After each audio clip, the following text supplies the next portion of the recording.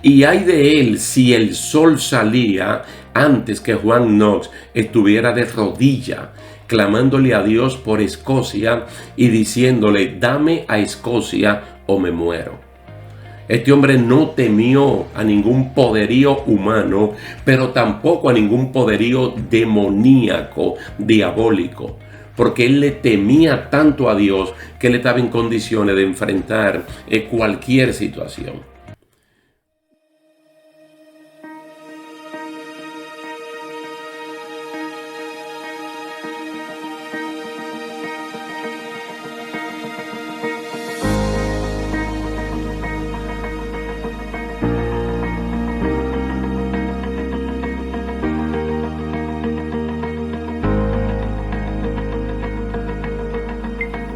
Saludos hermanos, que Dios les bendiga, Dios guarde sus vidas, sus familias, sus iglesias donde se congregan. Es un placer una vez más estar aquí con ustedes para continuar en esta serie de estudios bíblicos, la Iglesia del Nuevo Testamento. No es detalle a detalle, pero las cosas principales, generales, básicas, fundamentales, la estamos viendo en esta serie. En un momento nos anclamos en el libro de los Hechos. Hemos visto la principal parte del capítulo 10 y ahora hemos retornado a los evangelios, específicamente al evangelio de Lucas, para ver a Cristo enseñando, entrenando, capacitando a sus seguidores en esa escuela de más o menos 3 años de estudios bíblicos. Y entonces vimos en el libro de los Hechos cómo pudieron poner todas estas cosas en prácticas y continuaremos viendo más. En el día de hoy vamos a ver la confesión que salva. Note bien el título, la confesión que salva, que rápidamente ustedes lo van a concatenar con Hechos capítulo 2, cuando la población que se compungió por oír el mensaje de la palabra del Señor preguntó qué había que hacer. Y rápidamente Pedro lo conduce a una confesión. Este pasaje que está aquí en Lucas capítulo 12, versículo 13 al 21, tiene la confesión que salva, pero hay que escudriñarla para encontrarla. Pero es fundamental. Es fundamental y vamos a leerlo de una vez y posteriormente vamos a dar la explicación del lugar.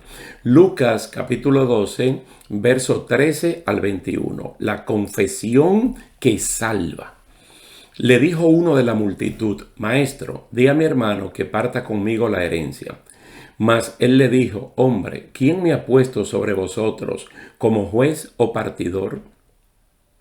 Y les dijo: Mirad y guardaos de toda avaricia, porque la vida del hombre no consiste en la abundancia de los bienes que posee. También les refirió una parábola diciendo: La heredad de un hombre rico había producido mucho. Y él pensaba dentro de sí, diciendo: ¿Qué haré? Porque no tengo dónde guardar mis frutos. Y dijo: Esto haré: derribaré mis graneros y los edificaré mayores, y allí guardaré todos mis frutos y mis bienes. Y diré a mi alma: Alma, muchos bienes tienes guardados para muchos años. Repósate, come, bebe, regocíjate. Pero Dios le dijo: Necio, esta noche vienen a pedirte tu alma, y lo que has provisto, ¿de quién será? Así es el que hace para sí tesoro y no es rico para con Dios. Como dicen los sastres o las modistas, aquí hay mucha tela para cortar. Y parece que eso es muy bueno en ese oficio. Ahora, todo indica que este suceso narrado aquí ocurre en el entorno de la casa de un fariseo que invitó a Jesús a comer pan, como lo narra el mismo Lucas en el capítulo anterior, el 11, versículo 37. Lo que da a entender que hay muchas personas y también hay personas que siguen llegando.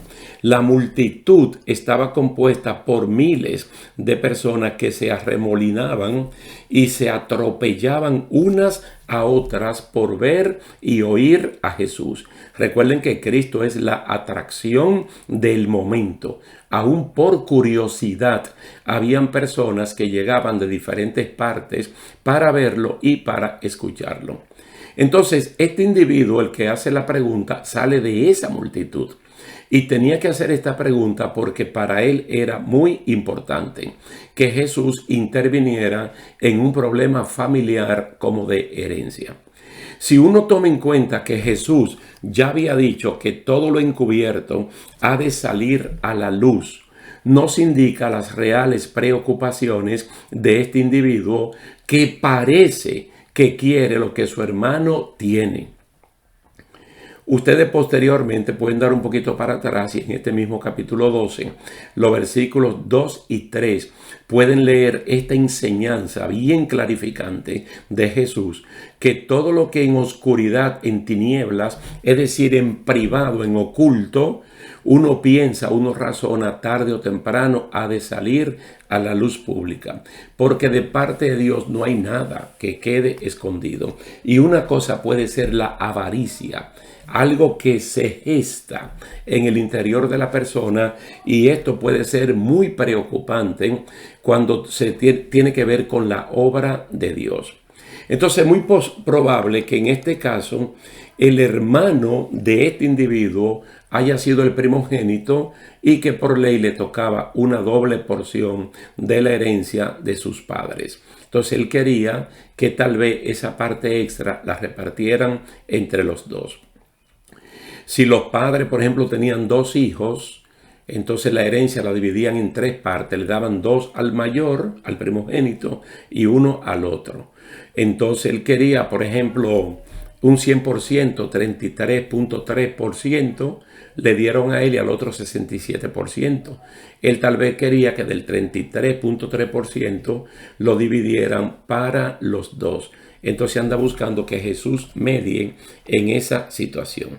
Este tipo de negociación compete a las autoridades civiles, a donde Jesús lo dirigió, para ir de una vez al meollo del asunto y declarar a todos los presentes que la vida del ser humano no se mide por los bienes materiales que se tengan, sino por la relación con Dios. Y es una manera revolucionaria lo que Cristo viene a traer aquí como enseñanza que posteriormente va a servir en el desarrollo de la iglesia, en el libro de los Hechos y hasta el día de hoy, excepto por aquellos que le encantan distorsionar el evangelio y crear ellos sus propias pautas. Pero Cristo está diciendo que el reino de Dios no mide la vida del ser humano como lo mide el mundo. Las revistas financieras, cómo tienen el listado de la persona con mayor fortuna en el mundo. Dios no ve eso así. Dios lo ve en función de la relación con Él. Entonces el individuo, él solo hace una pregunta, pero Cristo le contestó que él no estaba para eso y entonces le habló a la multitud completa. Entonces, para que todos lo entendieran mucho mejor, como un excelente maestro que es Jesús, puso como enseñanza la parábola de un hombre rico.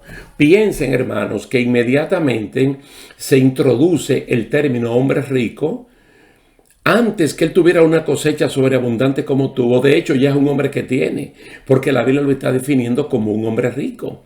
Es decir, ese hombre tiene para él, tiene para su familia y probablemente tendría o tiene para compartir con otros.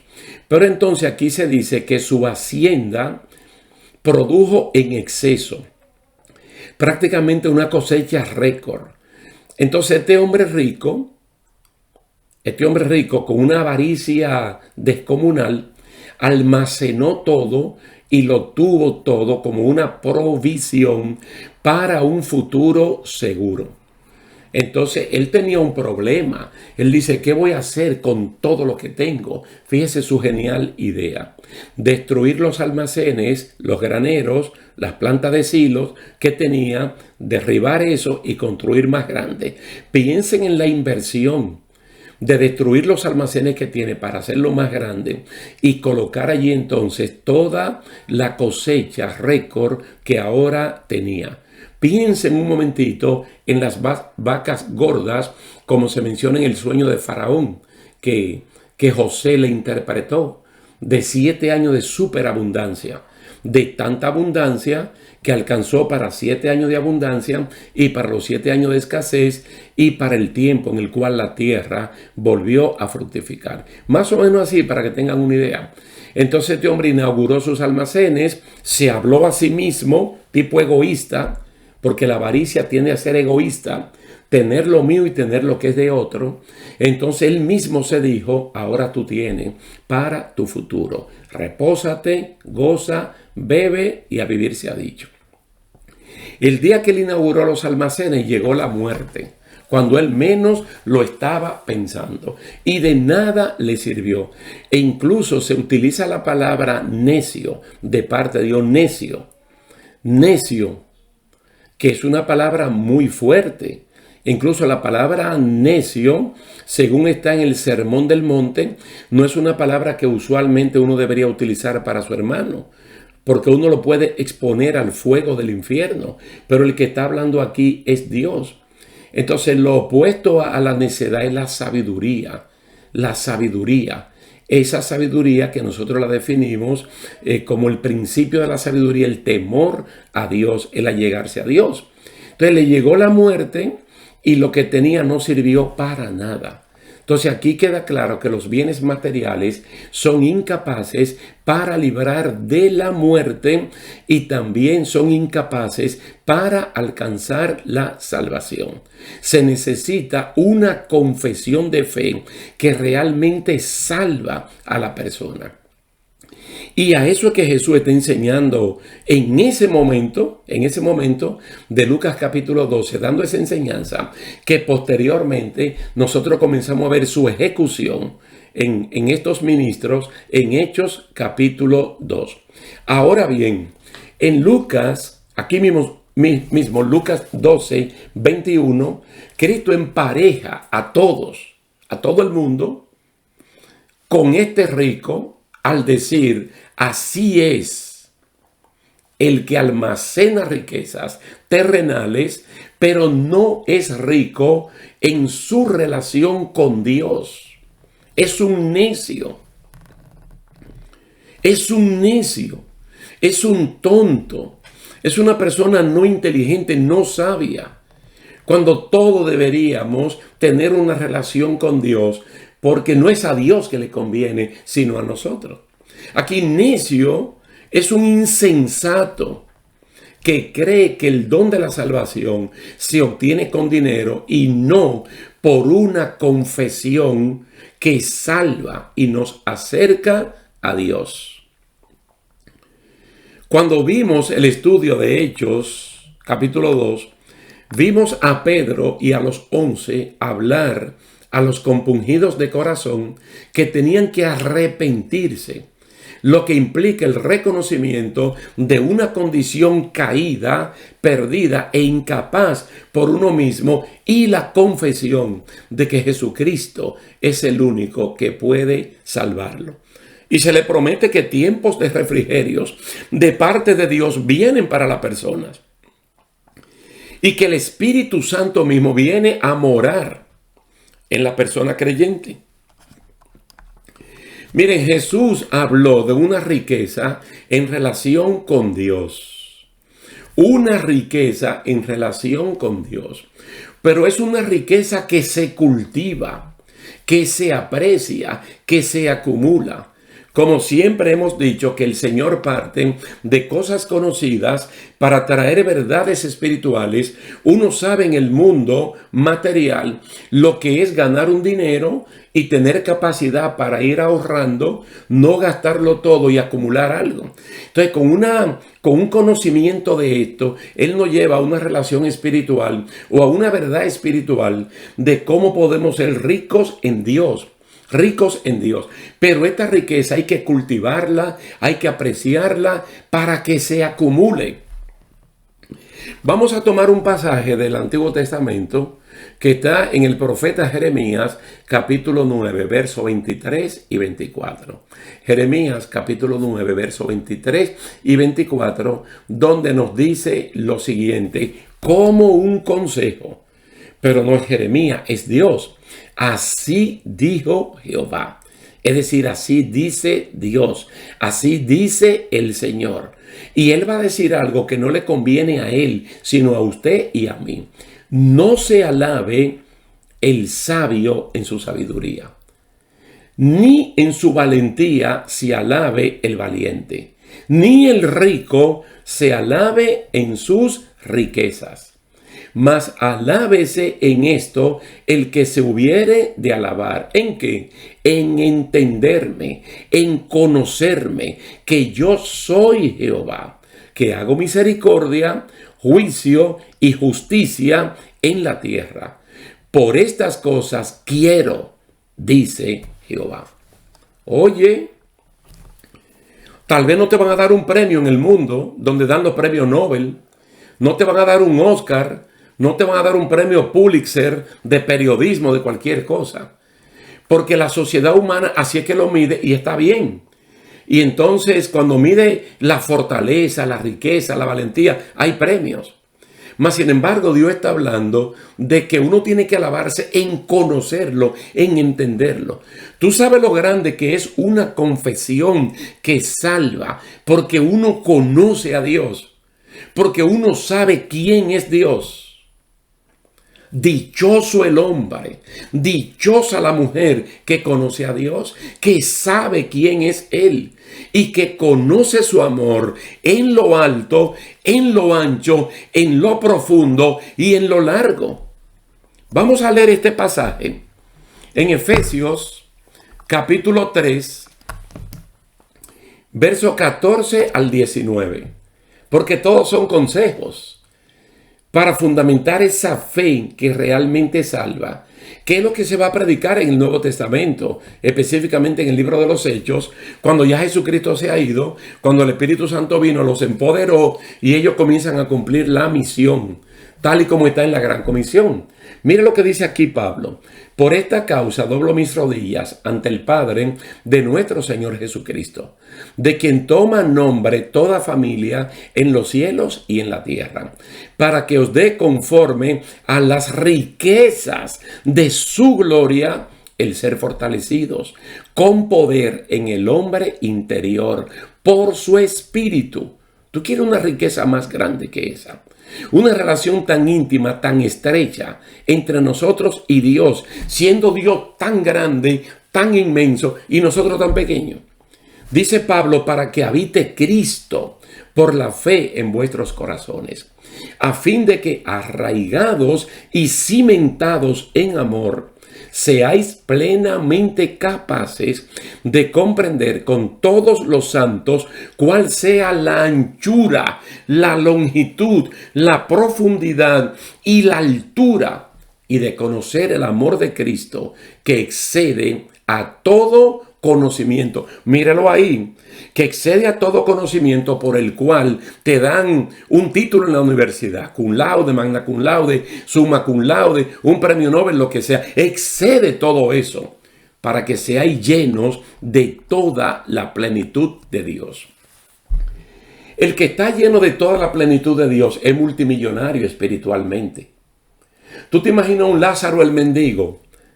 Un Lázaro el mendigo, mendigo para la humanidad y multimillonario para con Dios. De tal manera que el día que Lázaro el mendigo murió, una delegación de ángeles vino a buscar su alma para llevarla al lugar de reposo. Plenamente, la plenitud de Dios. Pablo aquí está rogando por un bienestar espiritual para los creyentes con recursos ilimitados de parte de Dios. Riquezas espirituales abundantes que definen la vida del cristiano que ha hecho confesión de fe, una confesión que salva. No hemos visto un solo caso en el libro de los Hechos, cuando hay una persona que tiene que ser conducida al Señor Jesucristo, que los ministros, evangelistas, apóstoles de ese momento lo conduzcan por otra vía que no sea confesar a Jesucristo como Señor y Salvador. Nosotros todavía no hemos visto el punto donde Agripa, junto con su esposa Berenice, escuchando al apóstol Pablo, este hombre contestó y le dijo a Pablo: Pablo, por poco me persuades a ser cristiano. Y Pablo le contestó: porque no es por poco y por mucho, es que en el nombre de Jesucristo es que la gente tiene que creer. Pero aquí Pablo está hablando de riquezas. Riquezas que en el día de hoy son menospreciadas, porque desafortunadamente en este siglo XXI en la iglesia pueden penetrar doctrinas, como le dijo Pablo a los hermanos en Galacia, personas que distorsionan el único evangelio, porque no hay dos ni tres, el evangelio es uno solo. Pero hay hombres perversos, hay mujeres perversas que dañan este asunto y no fomentan las relaciones espirituales para con Dios. Miren este pasaje tan hermoso, que es uno de mis favoritos, en Filipenses capítulo 4, verso 19. Mi Dios, dice Pablo a los hermanos filipenses, suplirá todo lo que os falta conforme a sus riquezas en gloria en Cristo Jesús.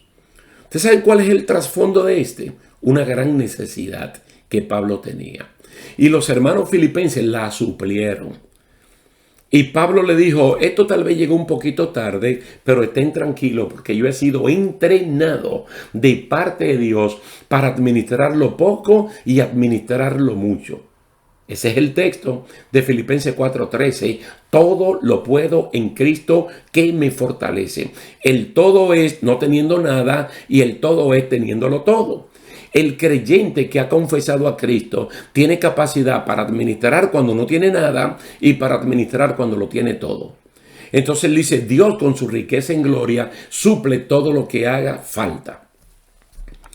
Nosotros podemos decir aquí, sin duda alguna, que los seguidores de la obra de Dios en los inicios de la iglesia del Nuevo Testamento practicaron a plenitud estas enseñanzas, las cuales están vigentes hoy en día. No es la prosperidad material que define nuestra vida, que no es mala tampoco, y la necesitamos, y tenemos muchos casos en toda la Biblia de prosperidad material, pero de acuerdo al Señor. Ser prosperado de acuerdo a Dios, no ser prosperado de acuerdo a los hombres. Ahora, ¿qué es lo más importante? La prosperidad espiritual. Yo entiendo que de vez en cuando la gente a veces toma un texto rápidamente en una conversación y lo saca fuera del contexto. Por ejemplo, cuando Juan desea que Gayo sea prosperado en todo, pero él explica bien: como prospera tu alma, tú seas prosperado en lo material. Como prospera tu alma, tú tengas salud. Él está partiendo de una relación espiritual que está sustentada en una confesión. No se olviden, hermanos, que la confesión del cristiano es como una bandera que se levanta, que se iza. Entonces, bajo esa bandera es que uno mora. Y uno dice: esta bandera representa el reinado de Dios, el dominio de Dios, y yo en ese estoy viviendo. No es la prosperidad material, como creía este individuo de Lucas capítulo 12. Es ser ricos para con Dios. En nuestra próxima entrega estaremos hablando de la enseñanza de Jesús, aquí mismo en Lucas, en los versos 22 al 31, cosas muy peligrosas que incluso tienden a enfermar al que lo practica. Se llama el afán y la ansiedad. Son dos males que enferman a la persona que se aferran a eso. Lo vamos a ver en Lucas 12, 22 al 31, con un apoyo en Mateo capítulo 13, verso 22. Y nos daremos cuenta por el testimonio de los primeros creyentes y ministros del Evangelio que esta fue una línea de acción en la iglesia. Bendito y alabado sea el nombre del Señor. Ya que nosotros confesamos y vivimos bajo lo que hemos confesado, que es una especie de voto, entonces conducimos a los demás que quieren aceptar a Cristo como Señor y Salvador, no a confesar el nombre nuestro, sino el nombre de Jesús, que es el único nombre dado a los hombres en el cual se pueden salvar en el globo terráqueo, desde Adán hasta el día de hoy. Vamos a dejarlo hasta aquí, estimados hermanos, esperando en el Señor que podamos vernos en una próxima ocasión, y yo personalmente dándole las gracias a ustedes por la atención dada a este estudio. Dios me le bendiga, Dios le guarde y hasta la próxima.